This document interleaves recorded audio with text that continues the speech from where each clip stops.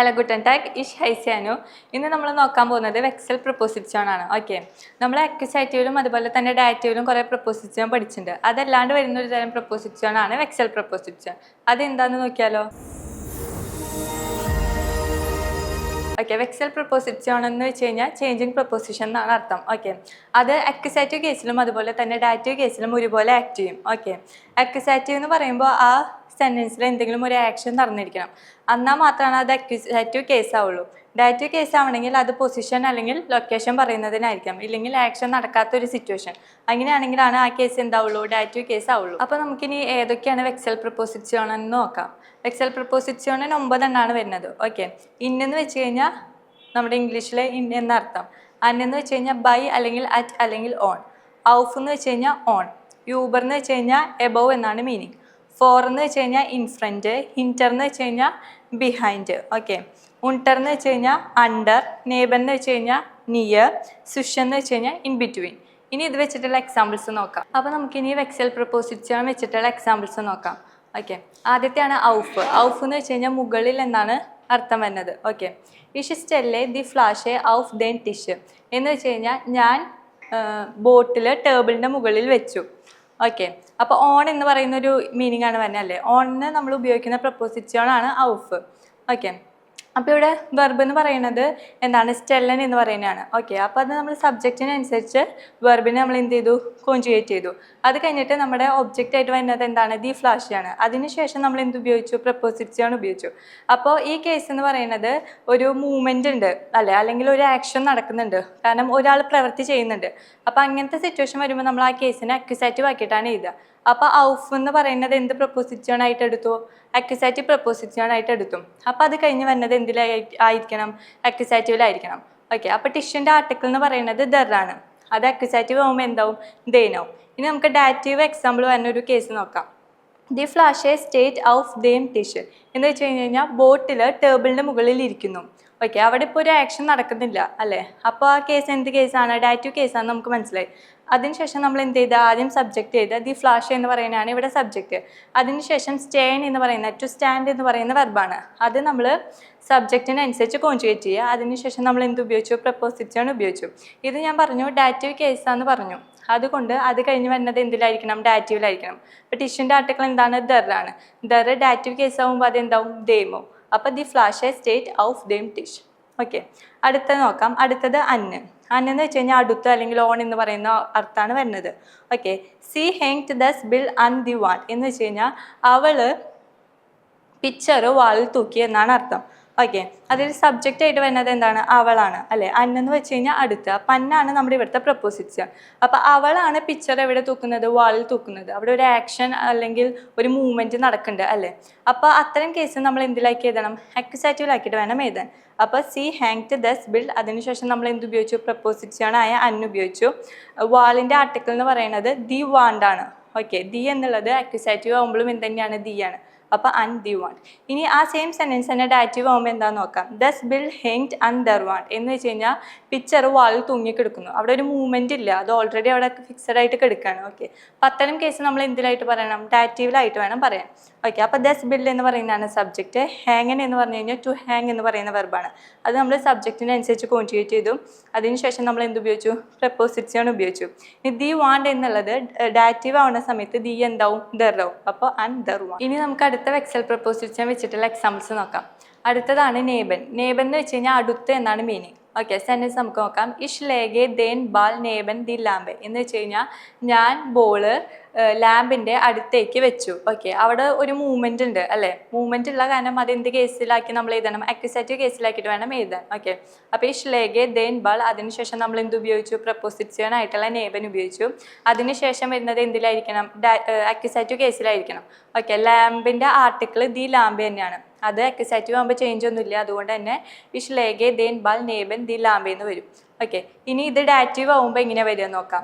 There Bal leaked നിയബൻ there Lanba എന്ന് വെച്ച് കഴിഞ്ഞാൽ ബോള് ലാമ്പിൻ്റെ അടുത്ത് കിടക്കുന്നു. ഓക്കെ, അവിടെ പ്രവൃത്തി നടക്കുന്നില്ല, മൂവ്മെൻറ്റ് ഇല്ല, അത് ഓൾറെഡി അവിടെ കിടക്കുകയാണ്. അപ്പോൾ അത്തരം കേസ് നമ്മൾ എന്തിലാക്കി എഴുതണം? ഡാറ്റീവിലാക്കിയിട്ട് വേണം എഴുതാൻ. ഓക്കെ, അപ്പോൾ ദർ ബാൽ ലീക്ഡ്, അതിനുശേഷം നമ്മൾ പ്രപ്പോസിഷൻ ആയിട്ടുള്ള നേബൻ ഉപയോഗിച്ചു. ഇത് ഡാറ്റീവ് കേസ് ആയതുകൊണ്ട് തന്നെ അത് കഴിഞ്ഞ് വന്നത് എന്തിലായിരിക്കണം? ഡാറ്റീവിലായിരിക്കണം. ഓക്കെ, ലാംബയുടെ ആർട്ടിക്കിൾ ദി ആണ്, അത് ഡാറ്റീവ് ആകുമ്പോൾ എന്താവും? ദി എന്നുള്ളത് ദർ ആവും. അപ്പം നേബൻ ദർ ലാംബെ. ഓക്കെ, ഇനി അടുത്ത നോക്കാം. അടുത്തതാണ് ഹിൻറ്റർ. ഹിൻറ്റർ എന്ന് വെച്ച് കഴിഞ്ഞാൽ പിന്നിൽ എന്നാണ് അർത്ഥം. ഓക്കെ, ദി കാറ്റ്സ് ലവ്ഡ് ഹിൻറ്റർ ദേൻ ബൗം എന്ന് വെച്ച് കഴിഞ്ഞാൽ പൂച്ച ട്രീയുടെ പിന്നിലേക്ക് ഓടി. ഓക്കെ, അപ്പോൾ ദി കാറ്റ്സ് ലവ്ഡ് ഹിൻറ്റർ ദേൻ ബൗൺ, അത് ഓടി എന്ന് പറയുമ്പോൾ അവിടെ ഒരു പ്രവൃത്തി നടക്കണം, ഒരു മൂവ്മെൻറ്റ് നടക്കണ്ട അല്ലേ? അപ്പോൾ അത് അക്യൂസേറ്റീവ് കേസിലാണ് ആവേണ്ടത്. അപ്പോൾ ഹിൻറ്റർ എന്ന് പറഞ്ഞാൽ നമ്മൾ പ്രപ്പോസിഷൻ ഉപയോഗിച്ചു, അതിന് ശേഷം വരുന്നത് എന്തിലായിരിക്കണം? അക്യൂസേറ്റീവിലായിരിക്കണം. ബൗം എന്ന് പറഞ്ഞു കഴിഞ്ഞാൽ ബൗമിൻ്റെ ആർട്ടിക്കിളാണ് ദർ, ദർ ബൗം. ഓക്കെ, അത് അക്യൂസേറ്റീവ് കേസ് ആകുമ്പോൾ ദർ എന്നുള്ളത് ദേനാവും. ഓക്കെ, അടുത്ത എക്സാമ്പിൾ. ഇനി ആ എക്സാമ്പിൾ തന്നെ ഡാറ്റീവ് ആകുമ്പോൾ എങ്ങനെയാവാന്ന് നോക്കാം. ദി കാറ്റ്സ് ഈസ്റ്റ് ഹിൻറ്റർ ദേം ബൗം എന്ന് വെച്ച് കഴിഞ്ഞാൽ പൂച്ചക്കുട്ടി ട്രീയുടെ പിന്നിലാണ്, അത് ഓൾറെഡി അവിടെ ഇരിക്കുകയാണ്, മൂവ്മെൻറ്റ് നടക്കുന്നില്ല. അപ്പോൾ അത് എന്ത് കേസിലാക്കി എഴുതണം? ഡാറ്റീവിലാക്കിയിട്ട് വേണം എഴുതാൻ. അപ്പോൾ ദി കാറ്റ്സ് ഈസ്റ്റ്, അതിനുശേഷം പ്രപ്പോസിഷൻ ആയിട്ടുള്ള ഹിൻറ്റർ ഉപയോഗിച്ചു, അത് കഴിഞ്ഞ് വരുന്നത് എന്തിലായിരിക്കണം? ഡാറ്റീവിലായിരിക്കണം. അപ്പോൾ ദർ ബൗം എന്നുള്ളത് ദർ എന്തായിട്ട് മാറും? ഡാറ്റീവ് ആകുമ്പോൾ ദേമാവും. അപ്പോൾ ദി കാറ്റ്സ് ഈസ്റ്റ് ഹിൻറ്റർ ദേം ബൗം. ഇനി നമുക്ക് അടുത്ത പ്രപ്പോസിഷൻ വെച്ചുള്ള എക്സാമ്പിൾസ് നോക്കാം. അടുത്താണ് ഇന്ന്. ഇന്നെന്ന് വെച്ച് കഴിഞ്ഞാൽ ഇംഗ്ലീഷിൽ ഇന്ന് എന്ന് പറയുന്ന അർത്ഥം തന്നെയാണ് വരുന്നത്. ഓക്കെ, ഇഷ് ഗയെ ഇൻ ദസ് സിമ്മർ എന്ന് വെച്ച് കഴിഞ്ഞാൽ ഞാൻ റൂമിലേക്ക് പോയി. ഓക്കെ, പോയി എന്ന് പറയുമ്പോൾ അവിടെ എന്തുണ്ട്? ഒരു മൂവ്മെൻറ്റ് ഉണ്ട്. അപ്പോൾ മൂവ്മെൻറ്റ് ഉള്ള കാരണം അത് എന്ത് തരം കേസാണ്? അക്യൂസേറ്റീവ് കേസിലായിട്ട് വേണം നമ്മൾ എഴുതാൻ. ഓക്കെ, അപ്പോൾ ആദ്യം സബ്ജക്റ്റ് പിന്നെ വെർബ് ഇന്നെന്ന് പറയുന്നത് നമ്മൾ പ്രപ്പോസിഷൻ ഉപയോഗിച്ചു, അത് കഴിഞ്ഞ് വരുന്നത് എന്തിലായിരിക്കണം? അക്യൂസേറ്റീവിലായിട്ട് വേണം എഴുതാൻ. ഓക്കെ, സിമ്മറിൻ്റെ ആർട്ടിക്കിൾ ദസ് തന്നെയാണ്, അത് അക്യൂസേറ്റീവ് ആകുമ്പോഴും മാറ്റമൊന്നുമില്ല, അതുകൊണ്ട് തന്നെ ഇഷ് ഗയെ ഇൻ ദസ് സിമ്മർ.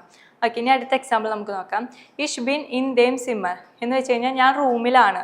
ഓക്കെ, അവിടെ ഇപ്പോൾ ഒരു മൂവ്മെൻറ്റ് ഇല്ല, ഓൾറെഡി ഞാൻ എന്താണ്? റൂമിലാണ്. ഓക്കെ, അപ്പോൾ അത് എന്ത് തരം കേസാണ്? ഡാറ്റീവ് കേസിലാക്കിയിട്ട് വേണം നമ്മൾ എഴുതാൻ.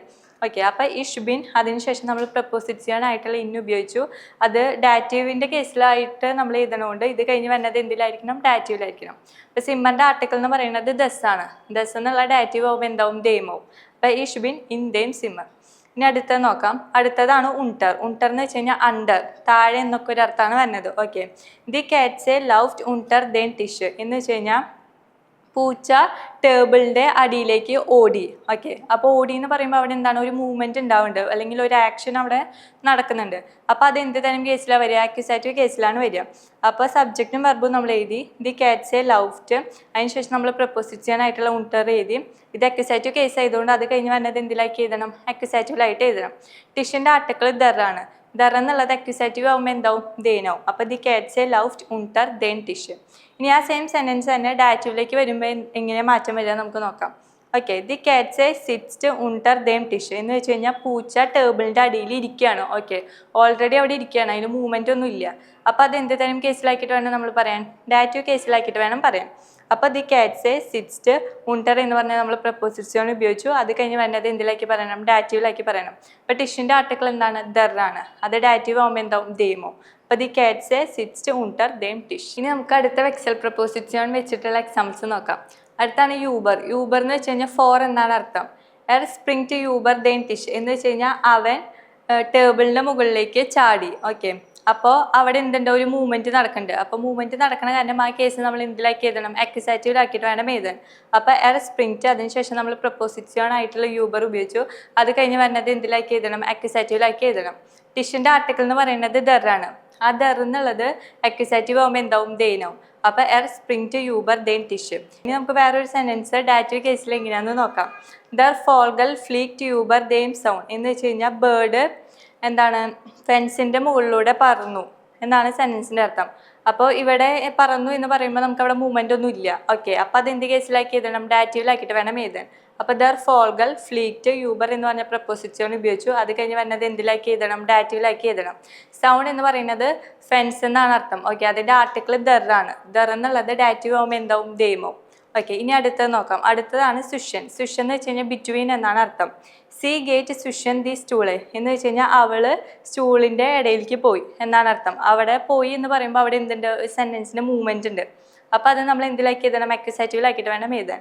അപ്പോൾ സി ഗേറ്റ് സ്വിഷൻ എന്ന് പറഞ്ഞ പ്രപ്പോസിഷൻ നമ്മൾ ഉപയോഗിച്ചു. അത് കഴിഞ്ഞ് വന്നത് എന്തിലാക്കി എഴുതണം? അക്യൂസാറ്റീവിലാക്കി എഴുതണം. സ്റ്റൂളയുടെ ആർട്ടിക്കിൾ എന്ത് തന്നെയാണ്? ദി തന്നെയാണ്.